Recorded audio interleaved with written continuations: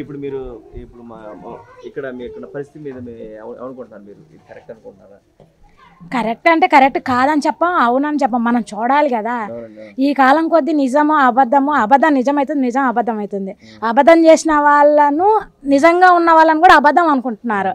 కాబట్టి దేవుడు నిర్ణయం, మనం హిందూసం కాబట్టి దేవుడు ఉన్నాడంటే ఏ రాయిలో అయినా ఎక్కడైనా చెట్లో అయినా పూజిస్తాం మనం. దైవత్వం చూసుకుంటాం, రాయిలో కానీ చెట్లలో కానీ ఎక్కడ కానీ మన దైవత్వం చూసుకుంటాం అంతే తప్ప మన ద్వేషాన్ని మనం చూడం. వేరే ఆలోచన మనకు రాదు, లాంగుగా తీయం, అది వాళ్ళ నిర్ణయం. మాకు నమ్మకం ఉంది దేవుడు ఉన్నారంటే ఏమో చూద్దాం, దేవుడు ఉంటే మంచిదే కదా, పోయేదేం లేదు, ఎంతో ఎక్కడో పోతుంది. ఒక అమ్మాయిని చూసినాం, ఒక ఆడబిడ్డను చూసినాం, ఒకవేళ దేవుడు ఉంటే చూస్తాం. ఈ కాలం కొద్దీ మనం ఈ జనరేషన్లో ఒకవేళ నిజమే అయితే ఈ జనరేషన్లో ఈ కాలం కొద్దీ మనం చూసిన వాళ్ళం అవుతాం అంతే. మాట్లాడుతాను నేను స్వయంగా పాతాళలోకి చెందిన నాగరాజు నాగరాజు కుమార్తె ఈ జన్మలో కొన్ని కార్యాలని నెరవేర్చడానికి వస్తే అన్నారు. ఆ మాట నిజమై ఉండొచ్చు. ఆ అమ్మాయి వయసు పెద్దగా వయసు ఏం లేదు, పెద్ద ఆవిడేం కాదు. ఆ అమ్మాయికి ఎన్నో కోరికలు ఉంటాయి, ఆశలు ఉంటాయి. ఇప్పుడు ఈ అమ్మాయి దీంట్లోకి వచ్చిందంటే ఎన్నో ఆశలు కోరికలు అవన్నీ కూడా మైండ్లోంచి డిలీట్ చేయాలి. నువ్వు చెప్పేది ఏంటిది, నువ్వు వేసే వేసాలు ఏంటి అంటారు. కాబట్టి అవన్నీ డిలీట్ చేసి ఈ వేలోనే ఉండాలి. ఈ వేలో అందరికి రాదు. నిజమై ఉండొచ్చేమో, దీంట్లో అమ్మాయికి వచ్చేదేం లేదు, నిజం అయిండొచ్చు, నమ్మితే ఏం పోతుంది. 9 సంవత్సరాల నుంచి అదే ఇదిలో ట్రాన్స్ లో ఉన్నా అని చెప్పి మాట్లాడుతున్నారు. అదే నిజం అయిండొచ్చేమో. ఇప్పుడు చాలా మందికి నా చుట్టుపక్కల ఉన్న వాళ్ళకే తెలియదు, నా కల్లో అమ్మ కనపడుతుంది, రేపేం జరుగుతుందో నాకు చెప్తారు. దాన్ని బట్టి ఇంకా ఉన్నారా అయితే నేను ఏదైనా తెలుసుకోవచ్చు అని ఇక్కడ దాకా వచ్చా. అది మీకు కూడా అట్లానే అట్లా ఏం లేదు. మా ఇంటి అమ్మవారు ఆడపడుచు గంగమ్మ తల్లి, మేము పూజిస్తాం, మేము కుమ్మరోళ్ళం పూజిస్తాం. మాకు ఏం జరిగిన రేపు ఏం జరగబోతుంది, పక్కింట్లో ఏం జరగబోతుంది కూడా నాకు చెప్తుంది. ఒకవేళ మంచి అయితే చెప్పినా అనుకో, అబ్బా పలానా మంచి చెప్పింది జరిగింది అంటారు. చెడ అయింది అనుకో, నేను చెప్పినాక మీ ఇంట్లో ఏదో జరగబోతుంది జాగ్రత్తగా ఉండండి అన్నారనుకో, వాళ్ళకి అక్కడ యాక్సిడెంటో దెబ్బో ఏదైనా జరిగింది అనుకో, పొద్దున్నే చెప్పింది నోరు ఏంటో జరిగింది అంటారు. రెండు వాళ్ళే మాట్లాడతారు. అందుకని మనం ఏది సైలెంట్గా ఉంటే పోయిద్ది. కాకపోతే ఇక్కడ మనలో మన దేవతలు మన గ్రామ దేవతలే మనకు దేవతలు. ఎందుకంటే మనం డైరెక్ట్గా వెళ్తాం, మాట్లాడతాం, ఎట్టు కూర్చుంటాం, ఇచ్చేయటం, దూరంగా ఉండే సిచ్యువేషన్ ఏమి ఉండదు. మన గ్రామ దేవతలు అంటే ఎల్లమ్మ, పోలేరమ్మ. ఇప్పుడు కొంతమంది దేవుళ్ళందరూ బ్రాహ్మణులే పూజించాలి, వాళ్ళే అభిషేకం చేయాలి, ఎక్కడి నుంచో దండం పెట్టుకోవాలని. Correct correct.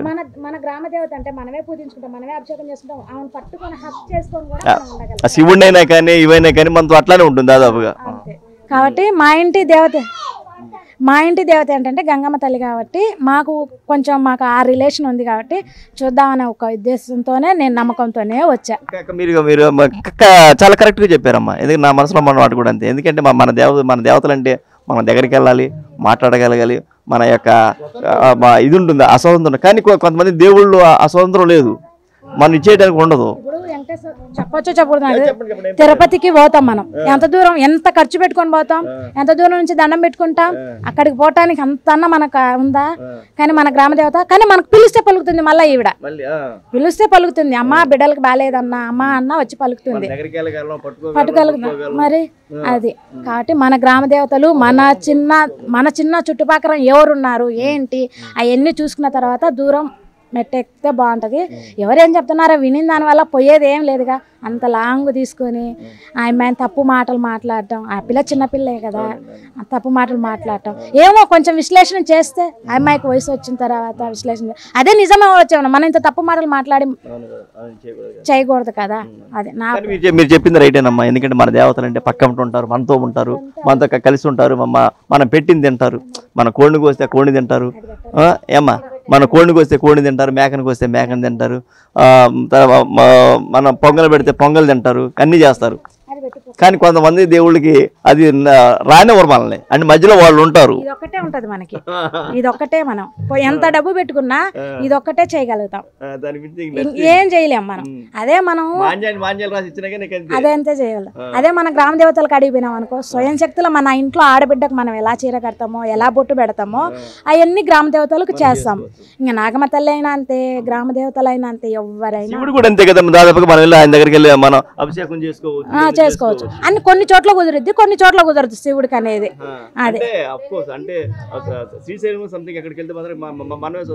స్వయంగా చేసుకో, అది కొంచెం కుదరదు. ఇంకా ఏ దేవుడు కుదురుతాడు? ఏ దేవుడు మనకు కుదరదు. అంతే. మన గ్రామ దేవతలు మనం పూజించుకుంటే మనము ఫస్ట్ ఇల్లు గెలిచి రచ్చ గెలిచమన్నారు.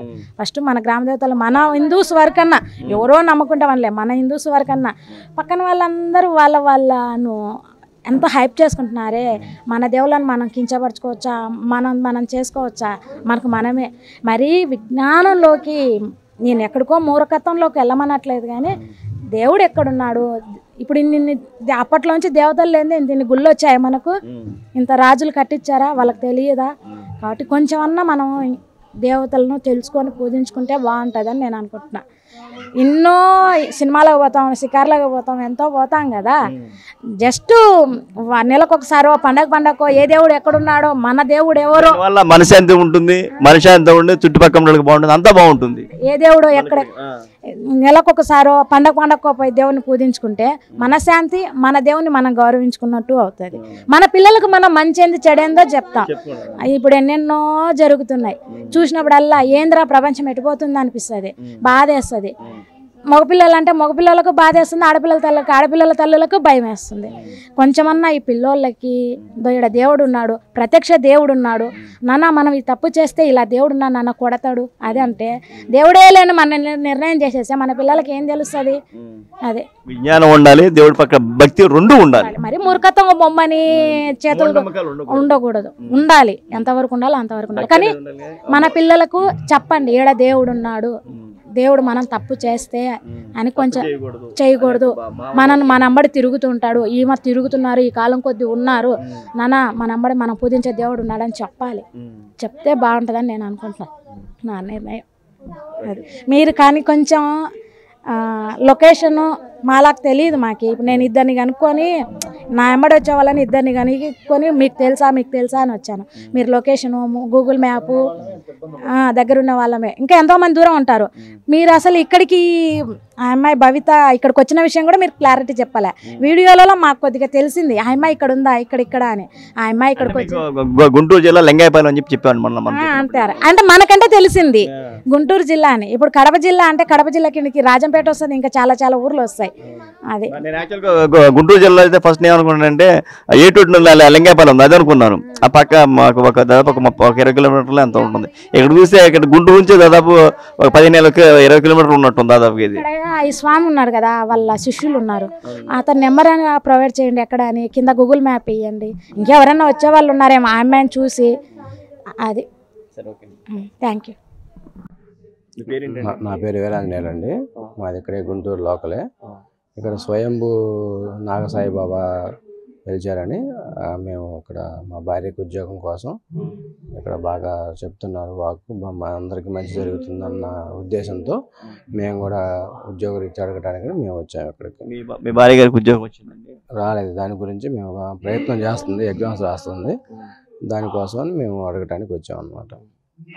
అంటే మీరు ఇక్కడ నాగరాణి అని ఒక నాగరాజు కుమార్తె ఇక్కడికి వచ్చిందని తెలిసిందండి మీకు? తెలిసిందండి మాకు కూడా. మేము నిన్నే వచ్చాము. ఆమెకి పౌర్ణానికి అమావాస్యకి అలా వస్తుందని చెప్పేసి వచ్చి వేరే దగ్గర నుంచి ఇక్కడికి వచ్చింది కాబట్టి తెలిసింది. చూద్దామని మేము కూడా ఆసక్తిగా ఉన్నాం. అంటే ఆవిడ కరెక్ట్గా మాట్లాడతాను మీరు అనుకుంటున్నారని, తను నాగరాజు కుమార్తెను నాగరాణి కుమార్తెను అని చెప్తుంది, ఆ మాట మీరు నమ్ముతున్నారు? అది మేము ఇంకా చూడలేదు, మేము ఈరోజు చూద్దామని వచ్చాము. చూస్తే మాకు తీసుకుందామని వచ్చాము మేము కూడా. అది సంగతి. అంటే ఇప్పుడు కనుక మీరు ఎట్లా ఉంది ఇక్కడ మీరు రావడం పట్ల మీరు ఏ విధంగా ఫీల్ అవుతుంది? చాలా సంతోషంగా ఫీల్ అవుతుంది, ఎందుకంటే అందరికీ వచ్చిన వాళ్ళందరికీ మంచి జరుగుతుందని చెప్పేసి తెలుస్తుంది. అదేవిధంగా మాకు కూడా మంచి జరగాలన్న ఉద్దేశంతో మేము నమ్మకంతోనే వచ్చాము ఇక్కడికి.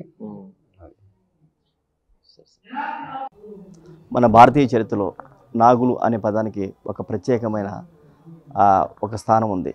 అది కనుక మనం చూసినట్టయితే దక్షిణ పదానికి చెందిన వారిని నాగులు అని చెప్పి అంటారని, ఉత్తరం గోదావరి కృష్ణ నదుల మధ్య నివసించే వారిని నాగులు అంటారని, వాళ్ళే తెలుగు వారని చెప్పేసి మన భారతీయ చరిత్ర చెప్తుంది, కొన్ని గ్రంథాలు చెప్తున్నాయి. అదేవిధంగా నాగులు ఒక ప్రత్యేకమైన ఒక చరిత్ర ఉంది. మనం ఏ విధంగా చూసుకున్నా కానీ ఈ నాగులు అనేవి మన క్రీస్తుపూర్వం మహంజుదార నాగరికత నుంచి పశుపతి నాగులు అనేవాళ్ళు ఇక్కడ మనకి పరిచయమైన పదంగా కనిపిస్తుంది. ఎందుకంటే అదే కనుక చారిత్రాత్మకంగా మనం చూసుకున్నా కానీ, అదేవిధంగా మత గ్రంథాల్లో కనుక చూసుకున్నా కానీ నాగులకి మనకి తెలుగు వారికి విడదీయలేని అనుబంధం ఉంటుంది. ఈ నాగరాజు అనే స్వామి శివుని మెడలోను ఒక హారంగాను తను వెలుగొందాడు. అదేవిధంగా ఆ విష్ణుమూర్తి యొక్క పాన్పుగా కూడా తను ఉండటాన్ని మనం గమనించవచ్చు. ఎందుకంటే నాగులు కూడా నాగులను పూజించడం కూడా మన భారతీయ సంస్కృతిలో ఒక భాగం అయిపోతుంది. ఎందుకంటే మనకు మన పురాణ గ్రంథాల ప్రకారం నాగలోకం అనేది కూడా ఉందని, ఆ నాగలోకం అనేది మన భూమి కింద ఉందని చెప్పేసి, మన భూలోకము అంటే పాతాళ లోకంలో నాగలోకం అంటారని, అక్కడ ఒక నాగరాజు అక్కడ ఉంటారని చెప్పేసి, నాగరాణి ఒక లోకం ఉంటుందని చెప్పేసి, మన అక్కడ దేవతలు ఉంటారని చెప్పేసి, వాళ్ళు అప్పుడప్పుడు మానవ కన్యలుగా వాళ్ళు రూపాంతరం చెంది ఇక్కడికి వచ్చి భూమి మీదకి వచ్చి సంచరించి వెళ్తామని చెప్పేసి అనేక గాథలు మనం వింటున్నా ఉన్నాము, అనేక కథలు వింటున్నాం. అది పుక్కింటి పురాణాలు కావచ్చు, ఏదైనా కావచ్చు. కానీ ఆ యొక్క మత విశ్వాసం అనేది మనతో ఆధారపడి ఉంది. అదేవిధంగా ఇప్పుడు మనం కూడా చూసినట్టయితే గత కొన్ని రోజుల పాటుగా ఒక భవిత అనే అమ్మాయి తను నాగరాణి కుమార్తెనని కొన్ని దైవకార్య నిమిత్తం ఇక్కడికి వచ్చానని చెప్పేసి మనకి వైల్డ్ బుల్ఫ్లో మనకి ఇంటర్వ్యూ మనం చూస్తూనే ఉన్నాము. ఇదంతా మన వైల్డ్ బుల్ఫ్ యొక్క ప్రజలు తెలుసు. గత కొన్ని రోజులుగా ఆవిడతో మాట్లాడుతూ ఆమె ఇంటర్వ్యూ తీసుకోవడం జరిగింది. తను ఒక మాట చెప్పింది, ఎప్పుడైతే మనకి పౌర్ణమి వస్తుందో తనకి ఆ రోజు శరీరంపై పొలుసుల్లాగా ఏర్పడతాయని చెప్పేసి, ఆ పొలుసులు వచ్చే క్రమంలో చాలా తాను పెయిన్ అనిపిస్తుందని చెప్పేసి అని చెప్పడం జరిగింది. అదేవిధంగా ఈరోజు పౌర్ణమి అంటే నాగులకి పౌర్ణమికి విడదీయలేని సంబంధం ఉంది. అదంతా మనం చూసుకోవచ్చు మనం. ఎందుకంటే ఆ పౌర్ణమి రోజు కంపల్సరీగా పాములు తమ యొక్క కుబుసాన్ని విడిచి కొత్త రూపాన్ని సంతరించుకుంటుందని చెప్పేసి మనందరికీ తెలుసు. అదేవిధంగా ఈ నాగరాణి కూడా ఈరోజు తన యొక్క ఆ పొలుసులు అంటే వస్తాయని చెప్పేసి, అవి మొత్తం పోతాయని చెప్పేసి చెప్పడం జరిగింది. అదేవిధంగా ఇంకొక మాట కూడా అంటున్నారు, అవి మొత్తం ల్యాబ్లకు పంపించామని చెప్పేసి, అక్కడ నుంచి ఆ ల్యాబ్ దగ్గర నుంచి ఆ ఫలితాలు రావాల్సిందని చెప్పేసి వాళ్ళ తల్లిగారు చెప్పడం జరిగింది.